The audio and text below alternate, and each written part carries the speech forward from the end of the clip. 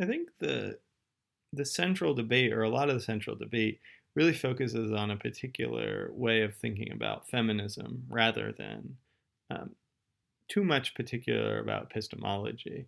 And so, or at least that's what a lot of people think. So you might ask this question: is this really about epistemology at all, or is it about a new sort of feminism, one which takes bias to be sort of ever pervasive and unavoidable? And you might think the conclusion from that is that we can't be objective in our theorizing. We can't expect answers to be neutral in epistemology and in other areas. So you might think that's sort of part of what's behind feminist epistemologists' push. Um, People like Hack will have a concern about this, which will say, still, there's nothing particular about epistemological topics that matter here. Nothing like about like skepticism, the Gettier problem, the regress argument, and so we might think still, even if there's sort of always this pervasive bias or something like this going on, that we can't be objective in our theorizing. Uh, there's nothing special about the interaction of gender and epistemology. That's what someone like Hack would say. Now, next week, I think we're going to see a particular example that might put more meat on the bones of this idea of what an application is of feminism to a specific topic in epistemology in the form of what Miranda Fricker calls testimonial injustice. But until then, I want to sort of end with this general question, which I think is an interesting one.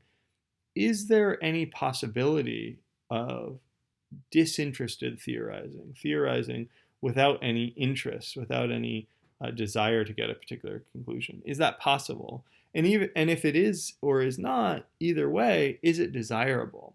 Um, and so this is maybe the core, or at least part of the core of the disagreement between Hack and Longino, is they might differ on whether you could possibly have disinterested theorizing, and if you could, would it be good? It seems like Hack sort of thinks, yeah, you can, or at least we should try to. It is at least desirable to aim for disinterested theorizing without independent of bias, independent of political considerations. Whereas Longino, I think, thinks it's possible that we can never sort of get out. There can't be theorizing outside of any particular normative assumptions, any particular biases, perhaps. And for that reason, it's not desirable to try to do so, to try to have some disinterested theorizing. That might just mask what is a sort of masculine or male-dominated way of theorizing in epistemology. And so another way of thinking about this is to ask this question: is the right response to politically inadequate, or what we might call retrogressive inquiry, more politically sort of motivated inquiry, or is it apolitical inquiry? And I think Hack's going to say it is apolitical inquiry and charge someone like Longino with saying, with claiming that we should have politically motivated epistemological inquiry.